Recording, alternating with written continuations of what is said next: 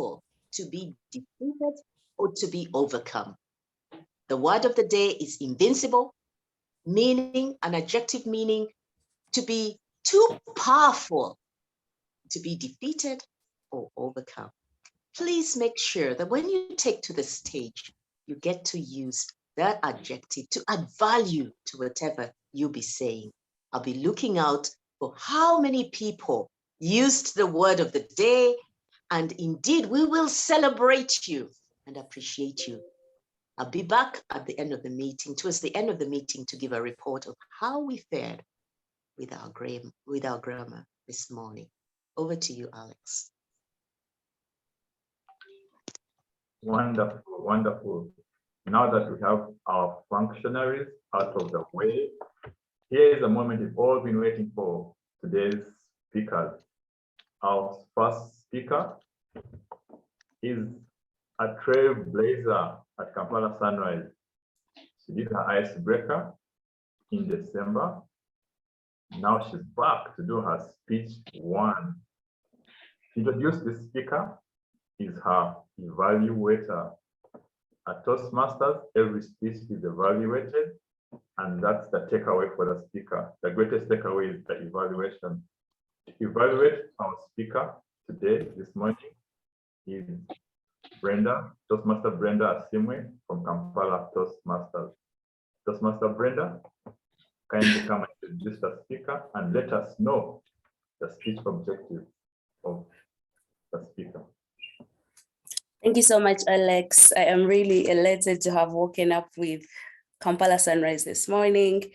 And I especially felt excited to be evaluating the speech of, let me just get all her names right. She has 4 names: Suzanne, Jillian, Sansa, Otim.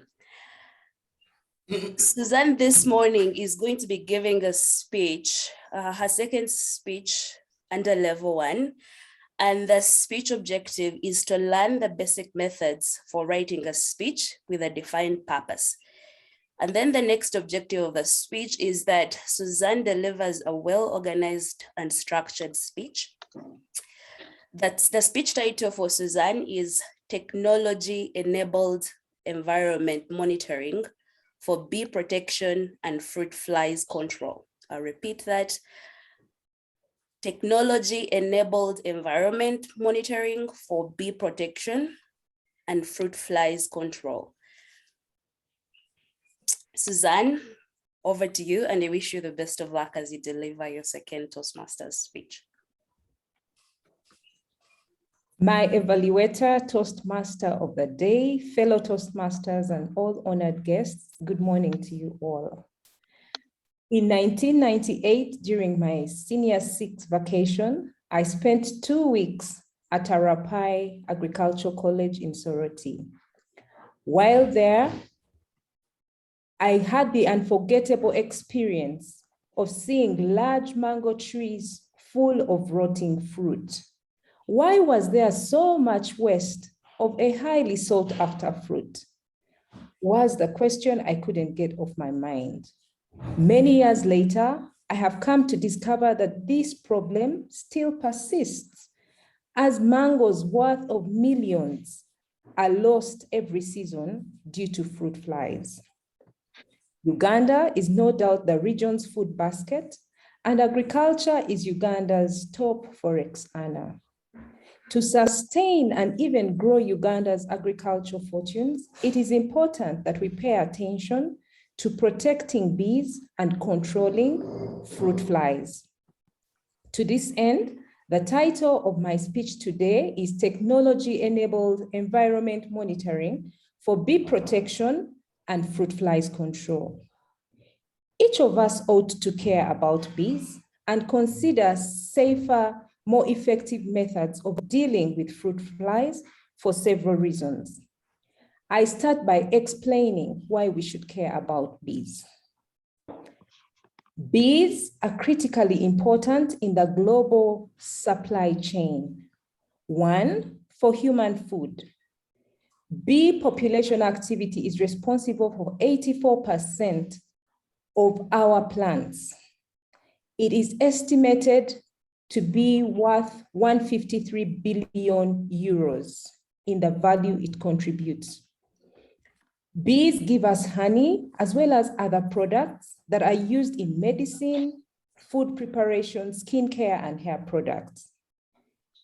Bees contribute to biodiversity as other creatures rely on them for existence. However, bees are under stress and their population has been reducing. Monitoring population size, pollination habits, and the habitat needs can inform scientists the needed adjustments that would lead to healthier and increased bee population. Now that you appreciate why bees are important, let's see why fruit flies ought to be controlled. Fruit flies are the biggest challenge in fruit farming, utterly ravaging fruit trees, with particular emphasis on mango fruits right before harvest. Population has to be suppressed on the farm so that their damage is controlled. A good mango tree is worth 2 million, over 2 million every season, but all this can be wiped out if fruit flies are not controlled. For they lay eggs right under the fruit tree skin, the mango fruit skin, causing the mango to root. If population increase is noticed in early stages, efforts can be increased to trap them and stop their damage of the mango fruits. Hopefully, we all agree that to keep enjoying our juicy mangoes, fruit flies must be controlled. So, can the invisible technology contribute to this effort? This is why I'm telling you about why technology-enabled monitoring of bees and fruit flies is important. Monitoring the activities of these insects, both bees and fruit flies, has traditionally been undertaken by extension workers. Considering the number of extension workers and the vastness of this exercise, this method is ineffective. A combination of recent technologies such as Internet of Things, wireless sensor networks, and artificial intelligence offers promise in automating the monitoring towards bee protection and fruit flies control.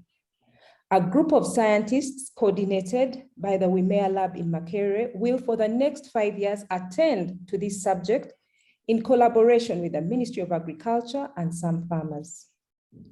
As I conclude my short speech on technology-enabled monitoring of bee protection and fruit fly control, I'll summarize my key points.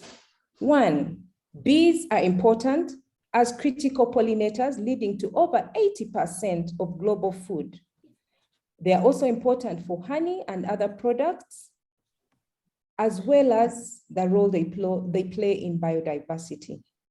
2, fruit flies are a key pest destroying huge volumes of mango fruits and the corresponding incomes that they lead to. 3, technology-enabled monitoring of both bees and fruit flies can contribute towards bee protection and fruit flies control.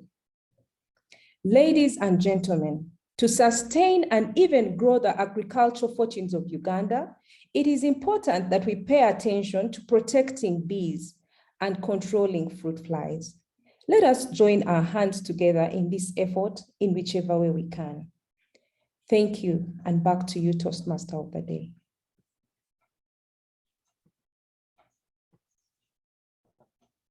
Wow, wow. We are being educated this early morning.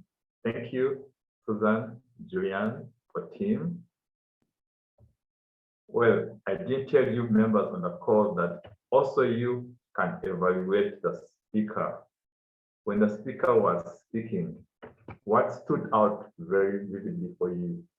What's the thing that's memorable for you about her speech? What did she do so well in today's delivery? On the flip side, what's that thing that you think the speaker can take away from evaluation that can make her speech better next time? Just one thing. So to evaluate the speaker is her evaluator, Brenda. But after Brenda, I'm going to call on you members. I'm going to give you a chance to give the speaker more feedback. You can do that by putting your name in the chat and I'll call on you, or you can raise your hand and I'll call on you. But before the round robin evaluation from members on the call, hear what her evaluator has to say. Brenda Simwe, if you're ready, take it away. Yes, I am. I just want to request everyone on the call to unmute their microphones and we just clap for Suzanne. Please, let's do that. Thank you so much, Suzanne. That was a great speech. I liked how you opened with a personal story of being in sorority in 1998 and noticing the rotting mangoes. I felt that the way you told that experience was very vivid, that I could actually see those mango trees. And for people who have been in the East, you know, there are literally mango trees everywhere. So that was beautifully done to start off your speech. And I liked that you did a lot of research and told us how bees are very important and the fact that they contribute to 85 billion towards the world economy. That is a huge sum of money. And how fruit flies affect the growth of fruits and how they actually destroy mango trees, for instance. And you explain that by saying that they lay their eggs under the skin of the tree and then the mango starts rotting from within.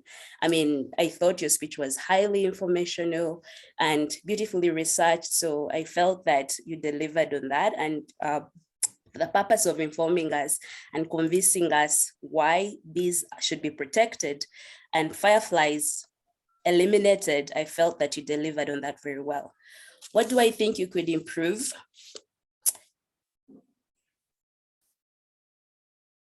In Toastmasters, we know that there are different elements of a speech, both on top of our voices, using our voices, there are several other elements that we can incorporate in our speaking to make our speeches better and more impactful. And this is things like using gestures, like hand gestures, facial expressions.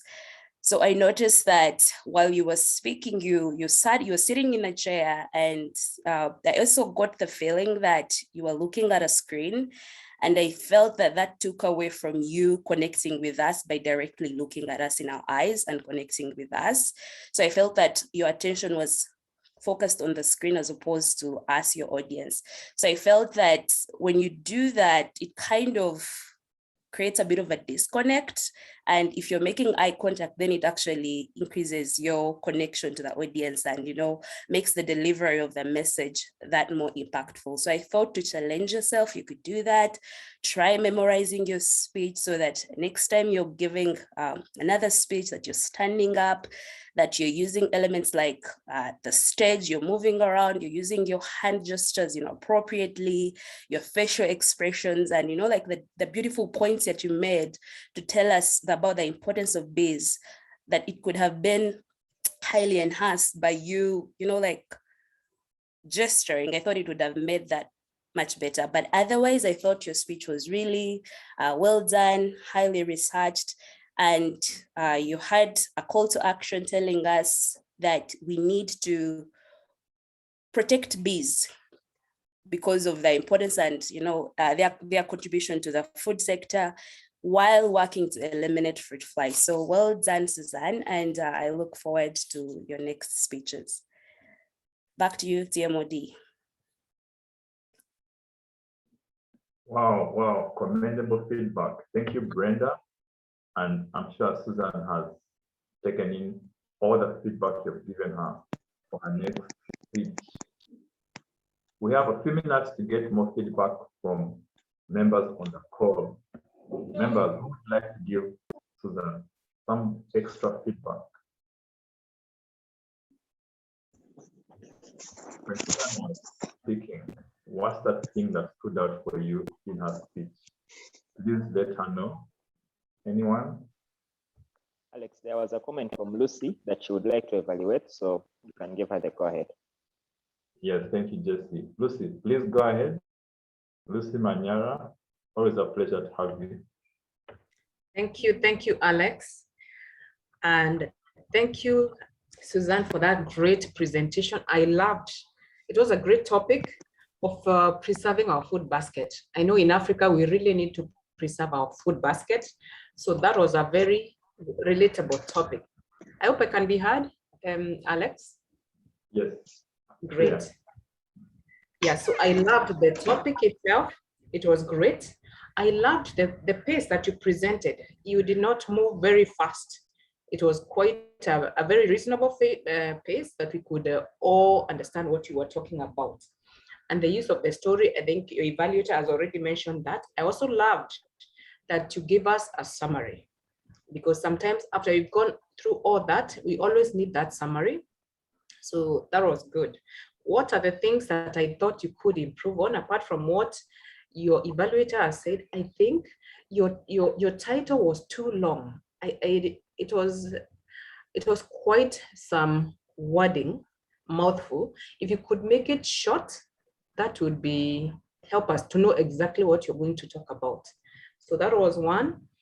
Then the other thing was you came up with statistics, but I would have loved to hear, for example, how much mangoes are wasted. You know, if you could put it in terms of what Ugandans or Kenyans would understand, that would be lovely. And even when you talked about 1 billion euros is wasted, what exactly is 1 billion euros? Because for us, we probably talk in shillings, either Ugandan, Kenyan, or Tanzanian. What does it mean? You could even put it to the fact that this money could be used to finance maybe the education sector for a number of years, so that people are able to understand exactly what is that waste, how much is it? It's massive, but how can we really get it?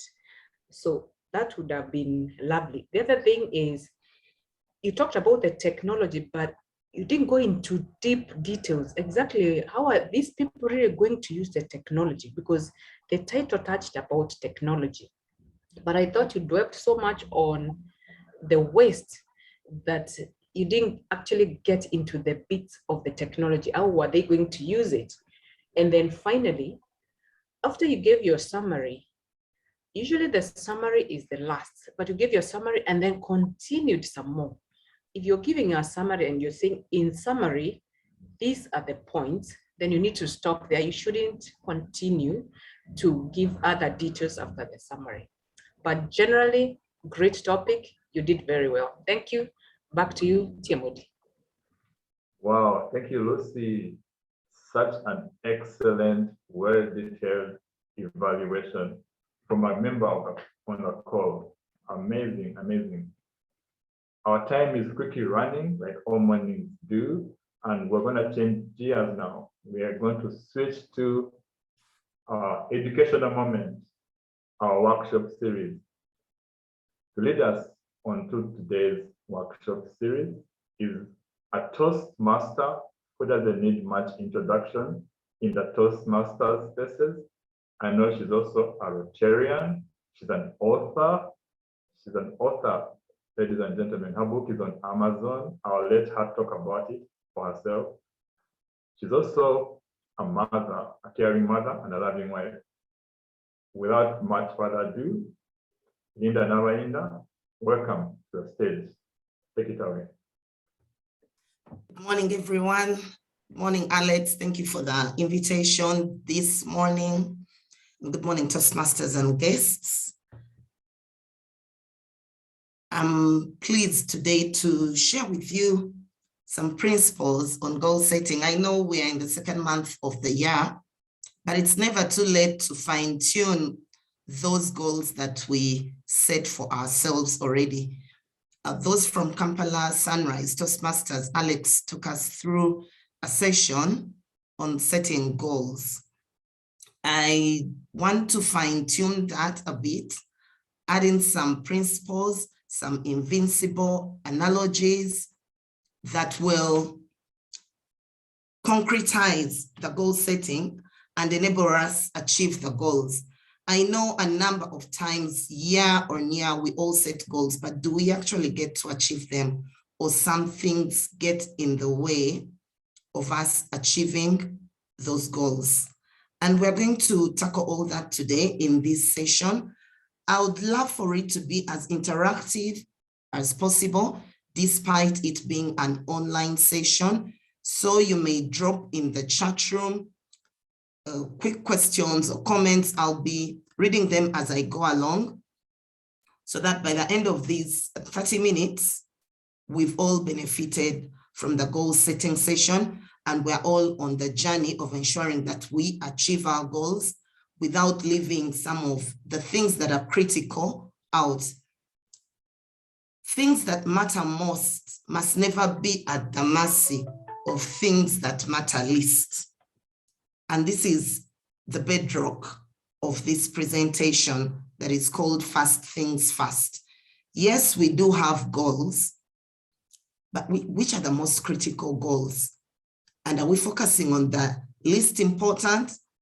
And at the end of the year, we feel as though we've just been drifting along, and yet all the other people have also had the same 365 days, the same 24 hours, but they're going places, they're doing stuff, and we're not. And that's going to be tackled today, whereby by the end of it all, we'll know that things that matter most must never be at the mercy of things that matter least. But how will you know the things that matter most over those that matter least?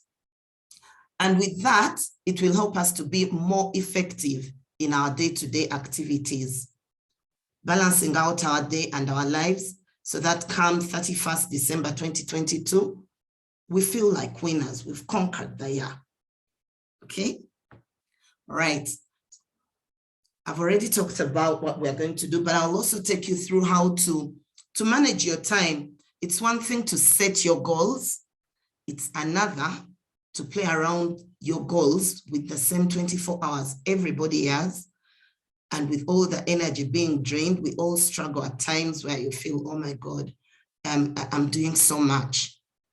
And other people are doing so much and they still look vibrant. Those are the things we're going to tackle, so that it's not only goal setting, but how to wrap those goals around the time we have without completely taking us to Mulago Hospital or Butalika Hospital because of burnout. Okay, so we'll begin with the end in mind.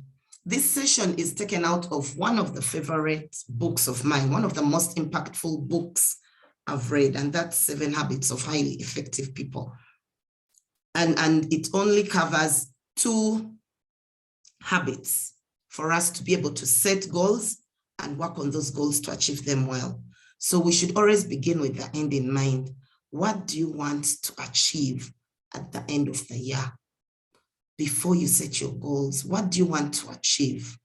Begin with the end in mind. Then we'll work backwards to see how to ensure that we achieve that. So we begin with where we want to go, okay?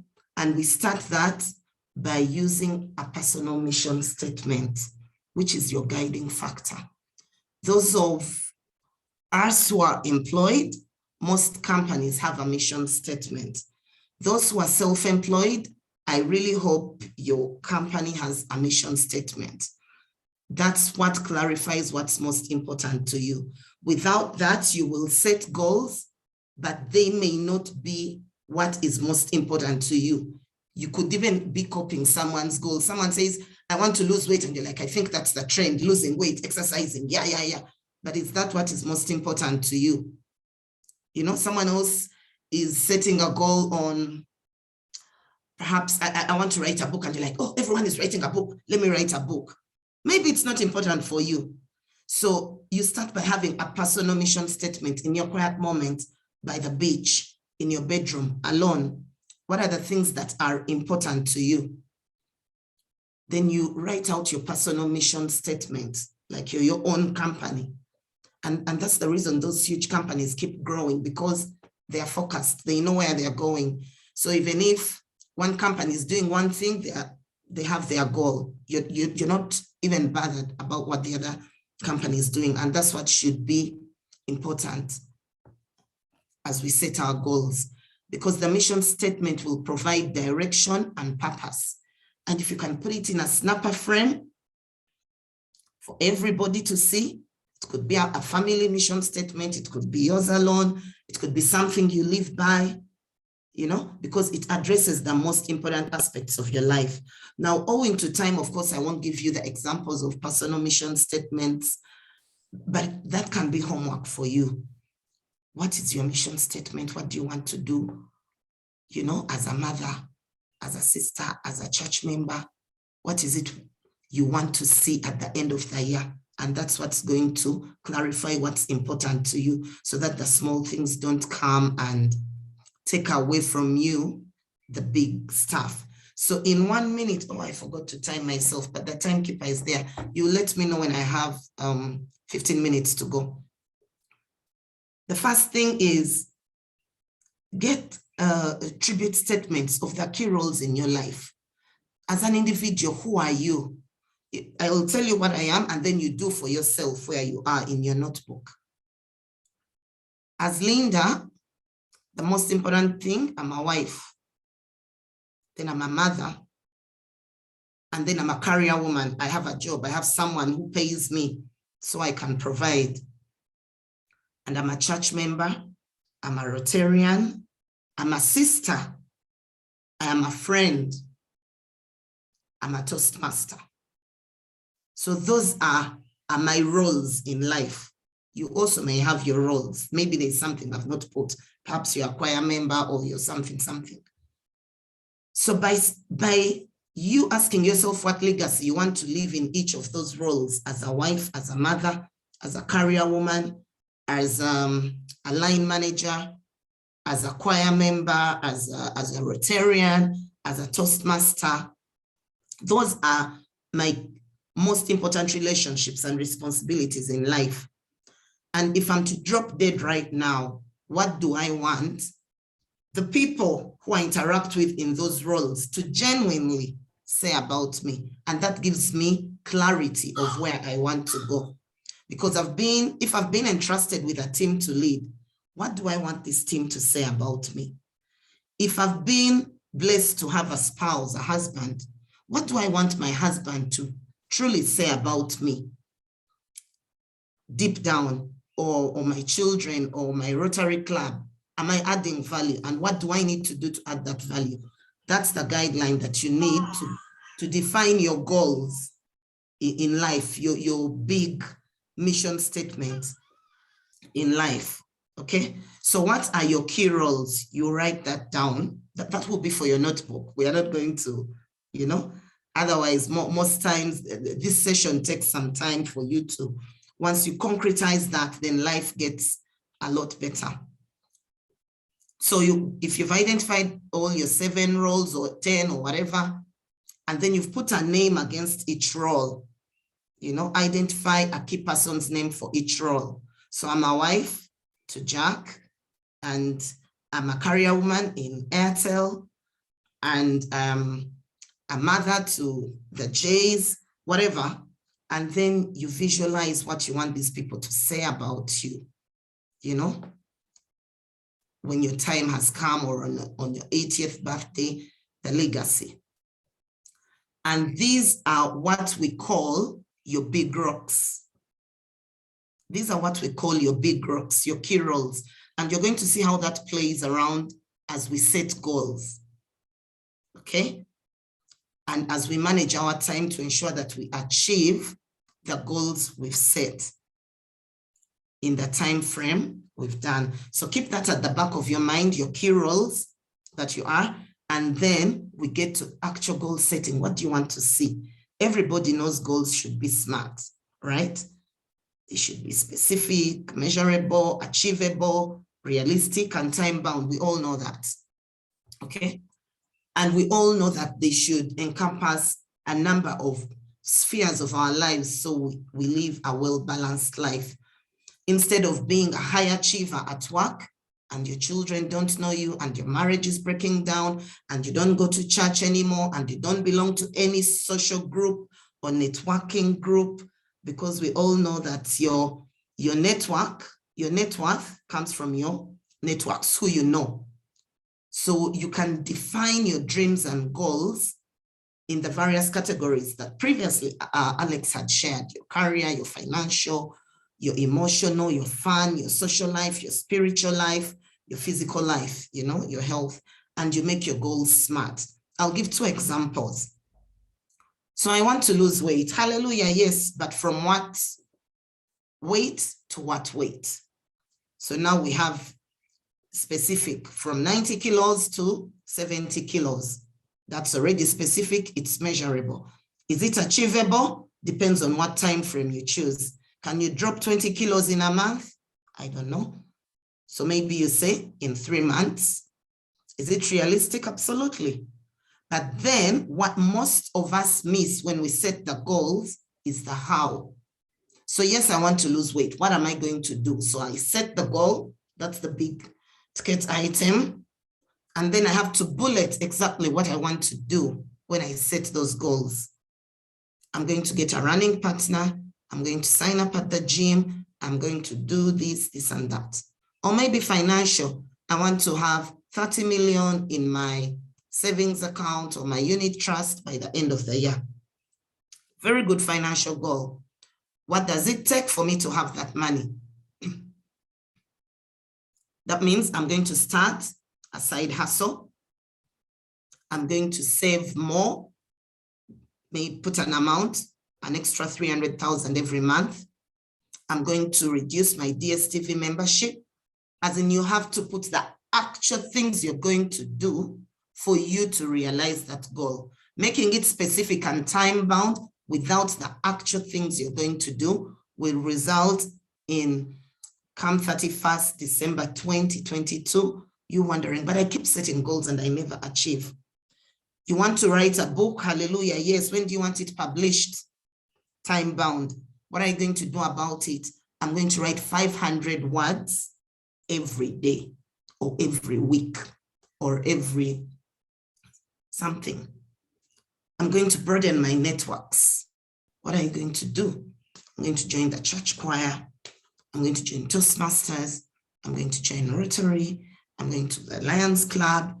I'm going to join, I don't know, running, mountain hikers. There are all kinds of social groups out there.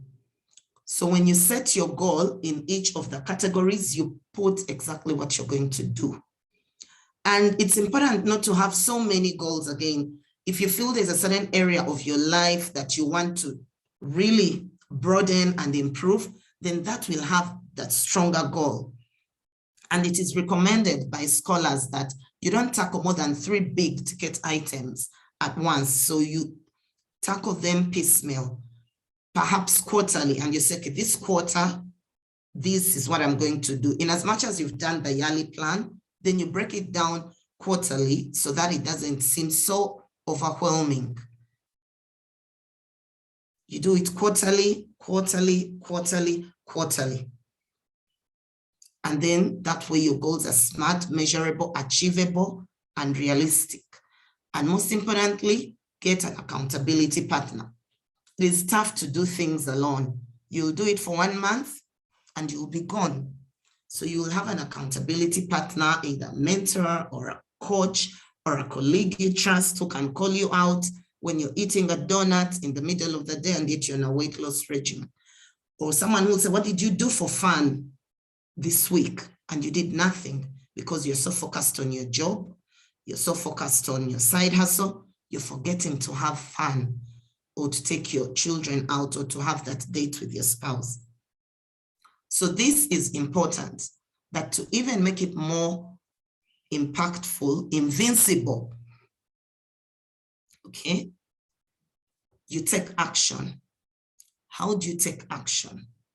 We have 24 hours in the day. You've written 10 goals. You're wondering, oh my God, which one is bigger?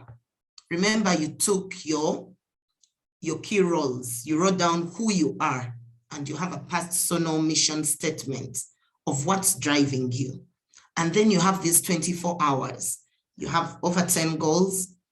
You have 24 hours, and you have the people that matter to you, or the roles that are important to you. And you have to be able to manage your time so that you can achieve your goals. because effective time management starts with clear vision and goals. Personally, when my goals became bigger, I changed my Toastmasters club from an evening club to a morning club, because at this time, my work, my 8 to 5 hasn't yet started. And yet for an evening club, I was losing out time on my children. I had pick and drop. I had things I was doing. So I made use of my morning time and joined a morning club from an evening club to manage my time better. Same I did with Rotary. I joined a morning club that starts at 7 to 8, and then I can get on with my work. So effective time management can only start when you have clear vision and goals, which we've done. Your goals are clear, you have a vision and mission. Now you can manage your time. And let me show you how you can do that quickly. Keeping in mind that Steve Covey, the same guy whose book was really impactful for me, says the main thing is to keep the main thing, the main thing. The main thing is to keep the main thing, the rolls, the rocks, the main thing. Otherwise, you'll be keeping small things, doing the small things and forgetting the big things. I want to share a 1-minute video, and I pray that my sound will be clear so you can understand what I'm talking about. Excuse me, about prioritizing your life, all these goals you've put together in the little time that we all have. And we're calling your big things, your heroes, your rocks. Whenever they mention rocks, those are the big ticket items in your life that you wrote down. Okay, we go. Story about a university professor that wanted to make a point about the importance of prioritizing how we spend our time. The professor stood in front of his class with a display of items. He took a large empty jar and filled it with rocks, approximately 2 inches in diameter. He then asked the class if the jar was full, and they agreed, yes, the jar was full. The professor then took a box of pebbles and added them to the jar and gave it a little shake to move the pebbles into the open areas around the rocks. The professor asked the class again if the jar was full. They agreed, yes, it is full this time. The professor then took a box of sand and added it to the jar, filling the spaces between the rocks and the pebbles. He asked again, now, is the jar full? They laughed and agreed, yes, it's full. This jar represents your life. The big rocks signify the really important things in your life, such as health, family, and friends. The pebbles are the other things that matter in your life, such as work or school. And the sand signifies the remaining small stuff, such as material possessions. Now, if you were to reverse the order of filling the jar and add the sand first, there would not be enough room for the rocks and the pebbles. The same principle applies to your life. If you spend too much time on the small stuff, you won't have enough space or time to focus on the things that are truly important, the big rocks. So, prioritize the big rocks first. Practice self-care, spend quality time with the people you love, and the rest is just pebbles and sand. They will always find some space. Thank you, thank you. That was beautiful. I hope the sound was okay. Alex, confirm, please. Yes, Lynda, we had everything. Okay, and that's the analogy I wanted to share that is quite invincible. If you first fill in perhaps your weekly calendar timetable with the big rocks, then the small things fill in the other spaces. By the time someone is coming to ask you, oh, escort me here, oh, do this, your big stuff has already been taken care of, and you're telling them, okay, let me check my calendar. Where can I fix you? That's the sand. But the big rocks, the dental appointment, the concert for your child, the date night with your husband, the gym, those are the big rocks. And those go into your weekly planner first before you put in the small pebbles. And then the sand is every other thing that can come later. So it depends on what your big rocks are. So as you plan your week, because the whole point is how to set goals and ensure that they work for you. We just don't want to set the goals. So plan every week before you plan for the day. You plan the week, which roles that you wrote will benefit from your attention this week. How can you achieve balance in your roles each week? And which long-term goals do you want to make progress on this week? Slowly by slowly, okay? We've already seen schedule the big rocks first, then organize the rest of the activities, tasks around your big rocks. So don't be mad when your friend says, I don't have time this week. Can we do it next week? You're not their big rock in that week. And don't take offense, okay? And then you learn to manage what's urgent and important and urgent. We're not going to dilly-dally here. I must tell you, we should always try to spend at least 90% of our time in quadrant 2. In a longer session, we'd explain how all this comes into play, but we should spend most of our time in important, not urgent. When we live in this quadrant, urgent and important, we burn out, we get sick, we get demotivated, and end up in quadrant 4, social media, Facebook every day, WhatsApp jokes to get the dopamine that makes us happy. Because you know you're so stressed, you've been in crisis mode every time you didn't plan. But when you plan and you're operating in important, not urgent, at your pace, you scheduled your big rocks, stuff is going. When people bring their emergencies, they have to wait. If 80–90% of the time you're here, then you're on the right path to achieving your goals. So always ask yourself, which quadrant are you operating in every day? And why are you there? Why are you in that quadrant? Maybe most of the time you're on WhatsApp, ask yourself that question, why are you here? Find the root cause. And how long have you been there? And what are the consequences of staying there? You never achieve anything, but those are questions you can answer for yourself. Not today. This is just a sneak peek for you to know. People who love saying yes to everything end up here. You're doing other people's urgent things, but they're not important to you because you have your mission statements. So unless you have a bigger burning desire, the big goal that you set, you will be in quadrant 3. Okay? So I'll move on from here. Identify activities in your typical day or week. Assign the activity to a quadrant and check where you're spending most of your time based on your roles. Otherwise, it will be very tough to achieve those big audacious goals that you set out for yourself, okay? Then find ways of eliminating quadrant 3 and quadrant 4 as you go along. It won't be easy in one day or two, but if you're purposeful and you have an accountability partner, it's doable. So these are other tips you can use as you're trying to work on your goals. Break up the big goals into smaller goals. So you have a big task, you're writing a book, you're building a house, you're starting a side hustle. It doesn't happen in 1 week or 2 weeks or 3 weeks. Break it up each week. What are you going to do towards that goal?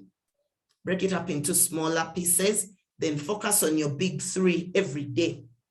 3 big ticket items, 5 medium, and then 1 that is wishy-washy, and then leave space for emergencies. Plan ahead. Use the night before to plan for the day ahead. Before you sleep, look at your calendar. Say, okay, this is what I'm doing tomorrow. But remember, you'd already set your week ahead. And most of the people who interact with me as I've gotten better. If you ask me, this Saturday come? No, I set my program even 2 weeks earlier or 3 weeks earlier because I don't want it to jinx, you know, my big goals. I've already placed that where I want them. So the rest can only fit in the free slots I have. Then be realistic, match your list to your time and energy. Who is the timekeeper? I'm not seeing her cards. Match your list to your time and energy. Don't think because Lynda is doing this, even me, I can do this. Because Alex is doing this, I can do that. Know your limits. How much energy do you have to do what you want to do? Some people may be on drugs and you're just coping, you will end up somewhere else. Okay. So I want to wrap up. About 2 minutes, Lynda. Yes, exactly. So I want to wrap up by saying that personal energy is the single most valuable asset. Know where you get your energy to focus on your goals and do what you want to do. Okay. So manage your energy either through physical activity, through meditation, mental, through spiritual, or through social, emotional. Find ways of getting back the energy, because as you focus on the goals you set, you will get tired, you will get burnt out, but find ways of re-energizing yourself so that you remain on the treadmill, on the path to achieving your goals. Thank you for the opportunity, Alex, to quickly share how to set SMART goals, how to utilize our time so we can achieve those goals, and then together we'll be victorious at the end of the year, and we'll say bye-bye to 2022. Thank you. Wow, Lynda, amazing stuff, Lynda, just in 30 seconds, would you want to talk about Ascenify? Because I saw it on your slide and it might. Okay, in 30 seconds, a table topic. Ascenify is a management and consulting company that we co-founded with a friend, Philippa, to share on our varied experiences in our career life, in our business life, and share with the rest of the world. So we take individuals and teams through trainings of various spheres. Among them is goal setting and personal time management. We've just done a sneak peek, but that's a full day's job. We do leadership training. We do personalities and how they help teams collaborate together, personality testing and how they collaborate, and lots of other things. We have co-facilitators, depending on what the needs of the people are. We have Susan, we have JC, we have Connie. So we're a team of experienced people who share what we've learned along the way through our actual experiences and lessons learned from various spheres of our life to different people. And you can find us on all channels, LinkedIn and Facebook and Instagram. Thank you. Wow, that's very inspiring. Philippa, I didn't mention Philippa, the co-founder. I don't know, I didn't see on the call. All right, thank you. That's very inspiring, Lynda, because you're using your skills you're getting from Toastmasters and transferring them outside Toastmasters. That's a great takeaway for me this morning. I also took away that, hey, begin with the end in mind. That's very clever. The big rocks was quite enlightening. Someone in the chat mentioned that very invincible message. And yeah, I'm now asking myself, what are my big rocks? And yes, I like the fact that the greatest call to action to me was prioritize the big rocks and the rest with filling with time.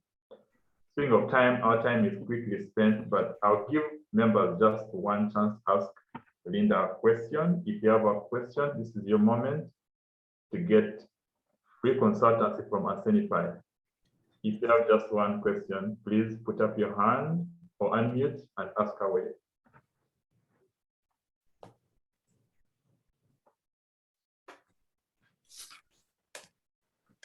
I think Lynda, you're quite clear. Your slides were also very clear, so members don't have much to ask. A member in the chat is saying, thanks, Lynda. Reminded to refocus on the things I'm slacking on. That was Brenda. Also, Sandra has been quite touched with your message. She's saying, beautiful presentation, Lynda. My notebook is full. My goals are smarter today.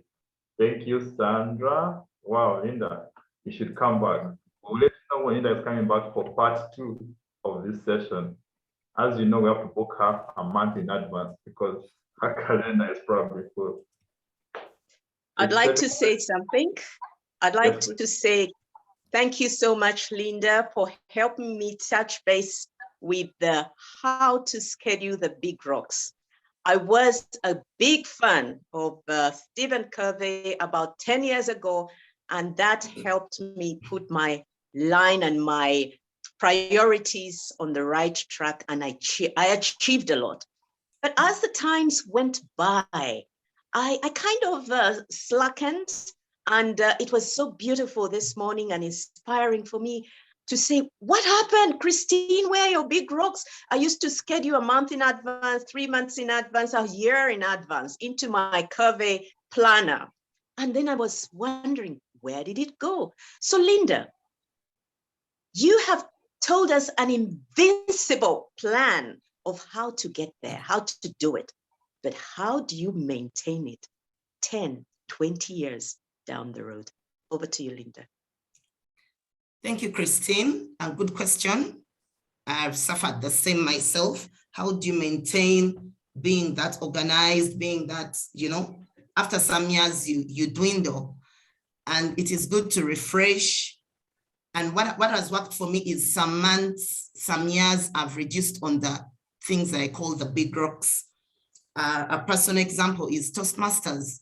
There's a time I was on a roller coaster because it was a big rock to improve my public speaking. I was a president in the club. It was a big rock for me. And then I took a break for about a year or two so that other areas could come in. Otherwise, I felt I was losing it. So I reduced on the amount of the goals, the big rocks in my life, so that I could take on a few and then do those well. Although at times, truthfully, no one is that perfect, like Steve Covey says. There are times you'll be all over the place. But when you know the principle and you come back and regroup and you have the accountability partner, they put you back on track, because your accountability partner will inbox you and say, Lynda, where are you here? Which trip are we taking this year? And then you remember, oh, we're supposed to take a trip. That is fun. That is rejuvenating. That's what happens. And I have accountability partners for different things. The time I wrote the book, I'd shared with someone, and then she told me, Lynda, how far with the book? I'd only written one chapter. So having an accountability partner helps, not one, but many. They keep you on track, but also once in a while reduce the goals so you don't feel the burnout leads to you dropping the ball on that. And that's from my personal experience, really. Wow, thank you, Lynda. Amazing, amazing. Toastmasters and guests, we want to indulge you for 8 more minutes. We ask for your patience. I know we're supposed to stop the meeting at 7:30, but hey, what a session, and we couldn't help it. So thank you, Lynda. To switch gears now, as we conclude the meeting, I would like to call on the functionaries to deliver their functionary reports. And our first meeting role taker was the timer, Shamim Nandaola. Take it away. Good morning, Toastmasters, once again. Wow, what a beautiful session this was.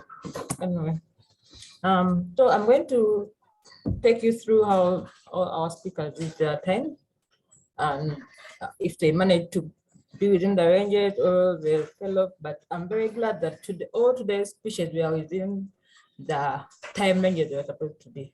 That is very good for the club and shows that we all have good timekeeping skills. The first speaker, Suzanne, used 5 minutes and 50 seconds. Yeah, it was very good within the exact time. The first evaluator, Brenda Simwe, used 3 minutes and 10 seconds.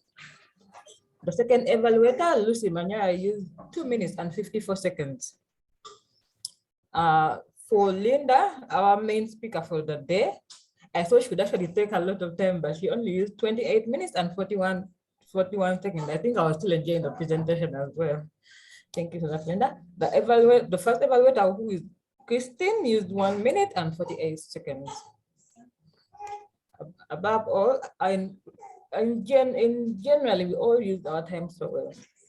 Over to you, Toastmaster Alex. Thank you, Shamin. Excellent job. Excellent job. Shamin, if you can't, Shamin, you can just drop the time in the chat. You can have that first. Our next functionary is Dr. Christina Video. Dr. Christina Video. Thank you very much, Alex. I have a grammarian's report that I would love to project. But my, oh my, what great use of the language. I loved that our speakers this morning used the word of the day, and our main speaker blew my socks off as a grammarian. Lynda, well done. She used the word of the day, invincible, and I'll not need to leave one of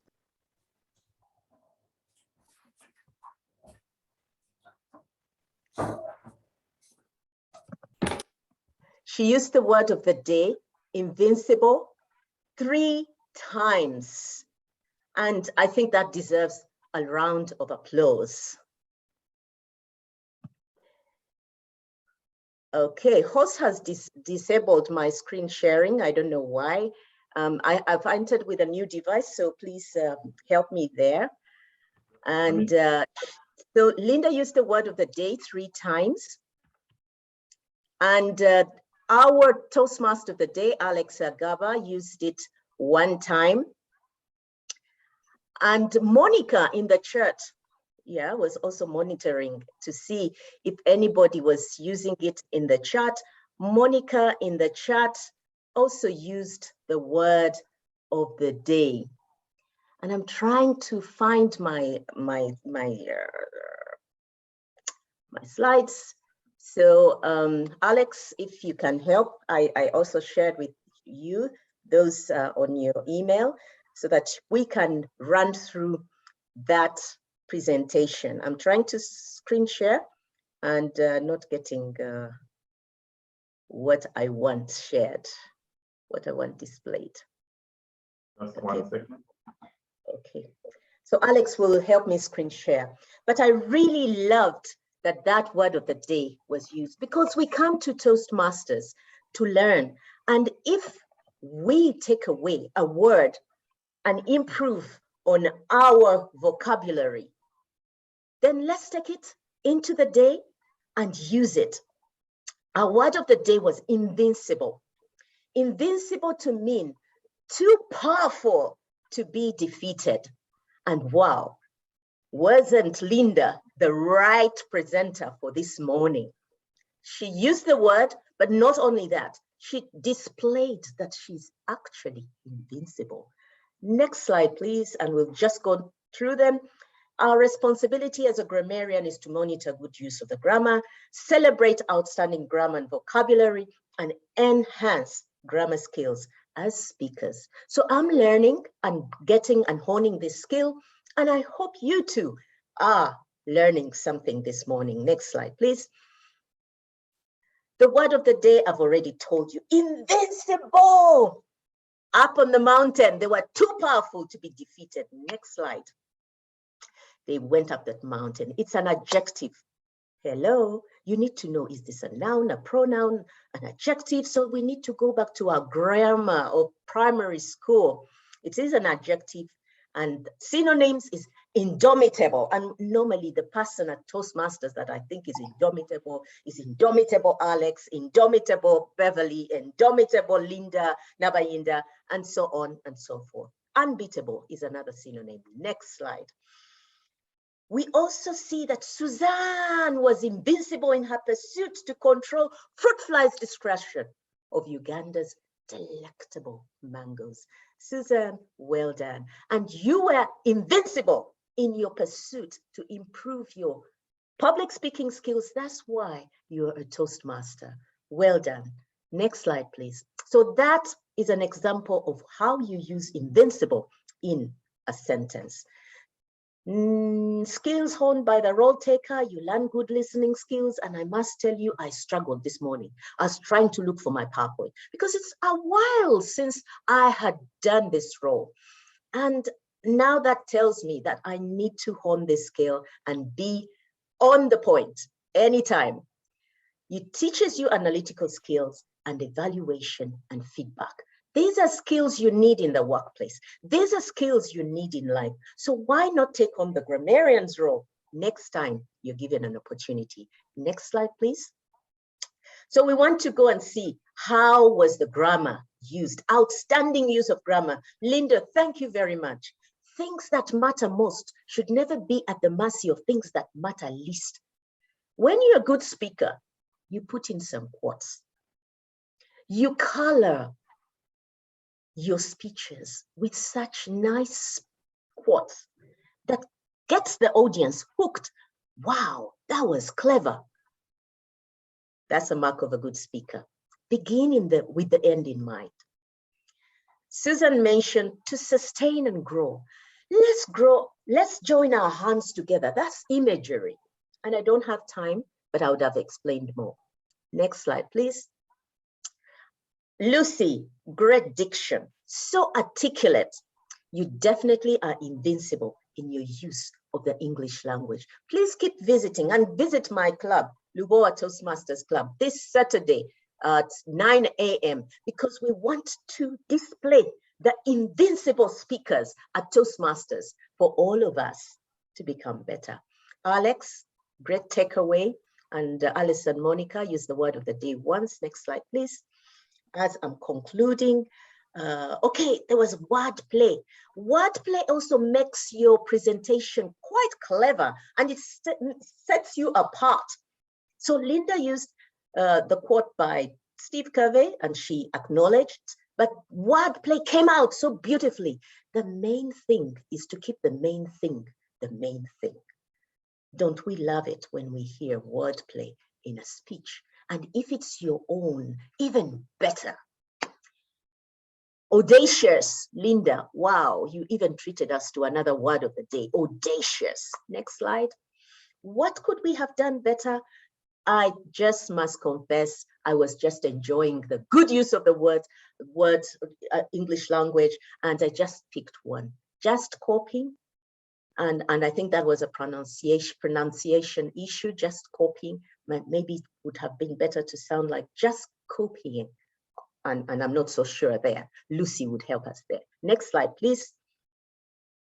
I want to say thank you to Kampala Sunrise. You never disappoint. You have added to my goal to be to my goal to be invincible at finally attaining my DTM. I welcome you all to be my accountability partners this month. Over to you, Alex. Wow, wow, wow. The invincible DTM to be Dr. Toastmaster, Mother, what else? What are your 7 rocks? Over to you, but thank you very much, Dr. Christine. What an amazing role play as a grammarian. And I know that you took on this role at the last minute, just as the meeting was starting, but wow, wow, wow. Toastmasters, this meeting is coming to an end. If Moses is able to speak, I'll hand over to our president, Moses Rutahigwa. Moses, are you able to speak? Yes, Alex, I hope you can hear me. Yes, we can. First of all, Alex, a big thank you for being able to moderate through this session. We've really had a very good time. Big thank you to Lynda for that warm presentation. And Dr. Sunshine, always a pleasure to have you here, and our great speakers and all role takers. Today we've had a very good meeting. I'm happy to see our area director here with us, Jesse Aineviona. Jesse, you can just say hello at least for a minute to the people, to the team who have on the call. Thank you, President. Good morning to all the Toastmasters today. I'm so delighted to have been a part of our meeting this morning. It was so refreshing to wake up to a Toastmasters Club meeting, and Kampala Sunrise always does it for me the creativity, the ingenuity, so many things that you do right. You just seem to check off all the boxes. And I truly appreciate your leadership, Moses, and your leadership, Alex, as VPE. Kudos to you all. I enjoyed everything today. The speech by Suzanne made me realize that here, when we see bees, we are quick to kill them. But why not protect them to save 80% of what they can deliver to the world? And of course, Lynda's session was so insightful for me on putting goals in context, but most importantly, seeing the bigger picture. So thank you so much, Christine. The way you have done your word of your grammarian report has challenged me to step my game higher. So thank you so much, Kampala Sunrise. This has been a well-organized meeting and excellently run session. Well done. Back to you, President. Thank you so much, Jesse. Always a pleasure to have you and hear your warm words. Thank you so much, all visiting presidents. I see President Baldwin Okello, all the way from the Rotary Club of Bukoto, all visiting Toastmasters from the different clubs, Rotarians. Always a pleasure to have you. If you're a guest, kindly put your details in the chat. We want to be in touch with you and share with you more on how you can be part of this great family. Thank you all for joining. It was a pleasure having you. Look forward to seeing you in our forthcoming meetings. Have a great day ahead.